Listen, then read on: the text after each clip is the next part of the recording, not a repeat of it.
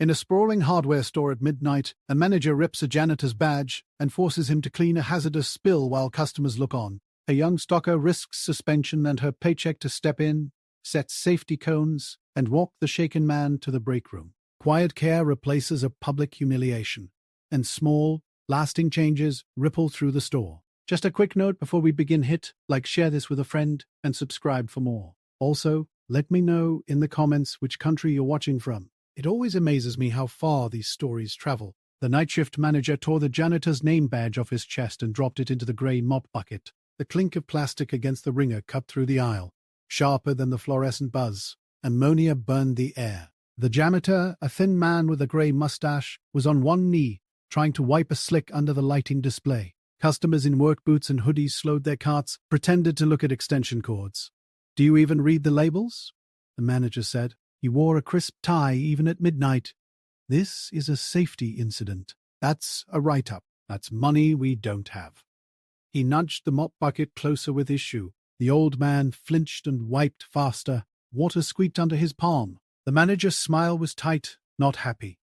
"Badge comes off when you can't act like staff." Ray froze halfway up a ladder, a scanner chiming in her hand. She had been counting cases of drywall screws, numbers clicking on the screen, brain numb and steady. The slap of that badge hitting water snapped everything awake. She knew the manager. He'd sliced hours last week after a shelf tag mix-up. He had the kind of jaw you noticed when it clenched. He also signed her schedule. She had one more probation week. Rent hit on Friday. Her sister's dental bill was taped to the fridge with blue painter's tape. The little pink sticky note on it said, "Thank you," in looped pen. Ray could feel what a write-up would do. Fewer hours. No rental car to get her sister to the clinic. No buffer for the light bill. She stared at the old man's hands. They were clean but raw, cuticles cracked. He coughed and wiped his nose on his sleeve.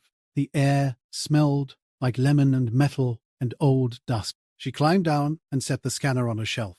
Her boots hit the concrete loud. She walked toward them, past a display of flashlights, past a pile of floor squeegees nobody ever bought.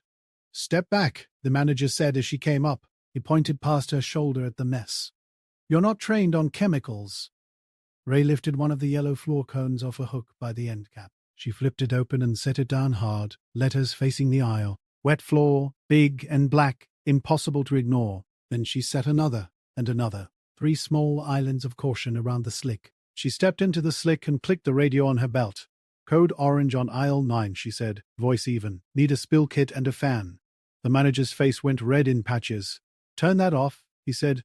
"We're not making a scene." "It's already a scene," Ray said. She took the mop from the old man's hands. "Take a minute, sir." She kept her eyes on the bucket, on the stringy mop, on the floor that now looked like a mirror. He was nodding before he knew it. He stood shaky. His shirt was wet at the belly like he'd leaned into a sink. "You don't call me sir," the manager said. "You take orders?" He stepped closer, close enough that she could see where he had nicked himself shaving. "Get back to your aisle." Ray pushed the bucket aside with her boot and grabbed the plastic drum of absorbent from the spill kit. She twisted the lid. The manager reached for it. She pulled it away. "Stop," he said. "That's not your job." "It is if he's coughing on ammonia," she said. She poured the powder. It hissed and turned the shine to a dull sludge. The smell eased a little. "You want to own this?" His voice was low now. He slid a folded paper out of his back pocket and tapped it.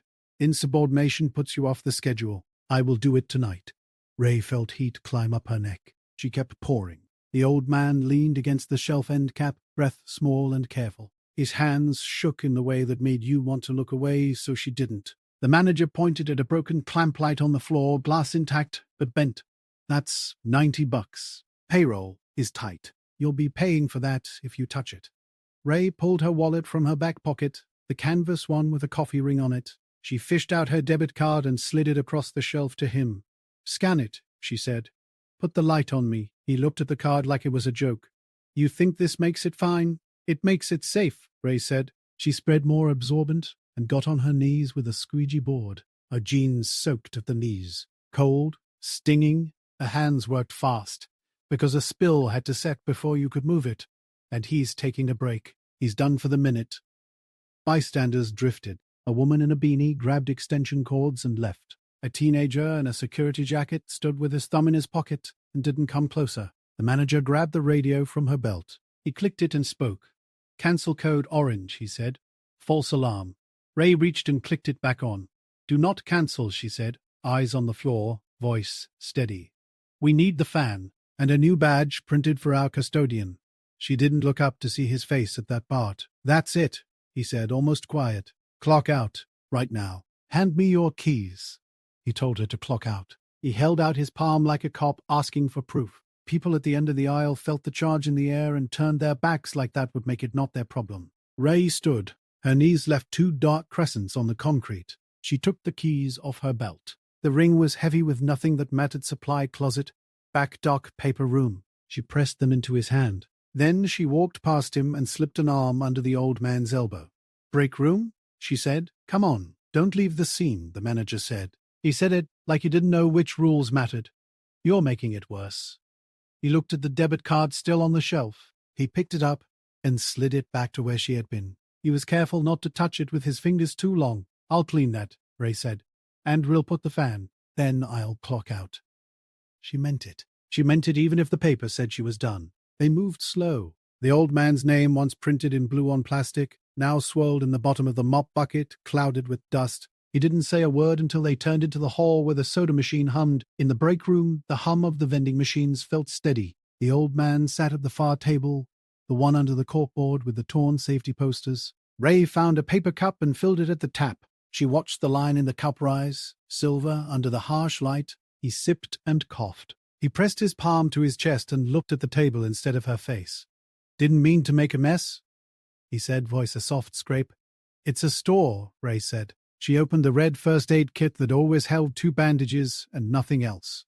"Mess is the point." She handed him a couple of cough drops somebody had left near the coffee packets. They were cherry and stuck to the paper. He pulled an inhaler from his coat pocket. It was orange, the kind you got when you couldn't afford the kind the doctor first wrote. He took one slow breath. The wheeze eased, tiny but real. Ray walked to the locker row. Half the doors were bent. She found the label maker in the drawer under the microwave. She squeezed it until the tape fed. She typed Hollis in block letters and printed the adhesive hot and tacky. Then she stuck it to a blank plastic card and looped it through a spare lanyard from the donation box. "Mr. Bricky, Hollis," she said, coming back with it. "Here?" He looked at the tape like it was a miracle and a joke in the same beat. His lips twitched. He set the new tag on the table, flat, careful palms on either side. "You don't have to call me that," he said. "I know," she said. She pulled a clean uniform T-shirt from the back of a chair and checked the size. It would be big on him. That was better. "You should change. You're soaked." When he reached for his lunch bag, the zipper stuck. He tugged, and it came free with a jerk. Inside was a sandwich in foil, cut tidy. A bus pass with a month worn off one corner. A folded paper from family court, temporary guardianship typed at the top, a child's crayon drawing on a napkin, 2 stick figures, one tall, one small, a house with a triangle roof, a sun that took over the corner. He slid the drawing back in like it was something that Wind could take. He didn't explain. He didn't need to. Ray turned the new badge so the letters faced him. She clipped it to the blank spot on his shirt, above where the wet had dried to a darker patch. He stood and let her. His hands had steadied. Out in aisle 9, a fan roared like an airplane. The spill kit sat open like a flower. Ray swept the soaked powder into a bin and tied the bag slow, to keep from making dust. The manager came back and stood at the end of the aisle. A walkie-talkie chirped on his hip. He looked tired. Some of the red had drained from his face. He watched her pull the fan back on its wheels. "I put in the suspension," he said. He didn't say it loud. 2 shifts. Ray nodded. "Okay." She moved the last cone to the edge where people could see it when they turned in. "I'll finish this and go. You can't stay." He sounded like he wanted the words to fix something. Liability. She leaned the squeegee board on the shelf, the handle worn smooth by 100 hands. "We were a liability when there were no cones," she said. "It's better now." She kept her voice level. If she made it a fight, nobody would hear the rest. He rubbed his eyes with his thumb and forefinger. "Corporate is on me," he said. "Audits. Numbers." "I know," Ray said. She pressed towels on the last of it. She felt the floor go from slick to simply wet. "Keep the light on my card. I'll bring you the receipt." He nodded, small, like his neck was stiff. He didn't pick a new fight. He looked at Mr. Traz, Hollis's new badge, and blinked like he had dust in his eye, then looked away. Ray clocked out. She took her sheet. It showed 2 shifts crossed out, a note in clean block letters. She folded it and put it in her wallet behind the debit card that would go light when the charge hit. She came back to the break room with a plastic bag from the safety shelf. Inside were nitrile gloves, a pair of non-slip overshoes they kept for temp workers, a little bottle of hand lotion someone had left at the sink. She set the bag in front of Mr. Hollis without drama. "These are from the pile," she said. "No one will miss them." He slid the overshoes on, blue over black, ridiculous and perfect. He pulled the lotion cap and squeezed a pea-sized dot into his palm. The room smelled like almonds for a second. He worked the lotion into the cracks around his nails like someone who had done this before and saved the rest. The next week, small things moved. Coners appeared by the end caps instead of locked in the cage. The spill kit got wheels. The schedule shifted 10 minutes to give custodial a pre-open pass down the main aisle without forklifts. A paper taped to the corkboard read, "OSA Wet Floor Protocol," printed straight for once. It wasn't fancy. The grammar was off, but people stood and read it with their coffee. The teenager in the security jacket started carrying a stack of paper towels and handed them out without talking. On Monday, a note in neat handwriting showed up on the shared desk. "Call me if you need a fan moved. Ray." She wasn't on the overnight for 2 shifts, so the note sat, a thin little offer. People used it. They texted instead. Somebody added, "Thanks," with a smiley face drawn like a potato. Mr. Hollis wore the tape label badge. The letters held black against white. He moved slower down the aisles, but he didn't pause when anyone walked by. He had a pink lunch bag now. The crayon drawing was on the inside of his locker door, stuck with 2 pieces of green tape. The manager started saying, "Good morning" to night shift when he came in. It sounded strange and then less strange. He didn't soften all at once. He still made people fix weird things that didn't matter. But when a case of bleach hit the floor and white fumes rose, he grabbed a cone himself.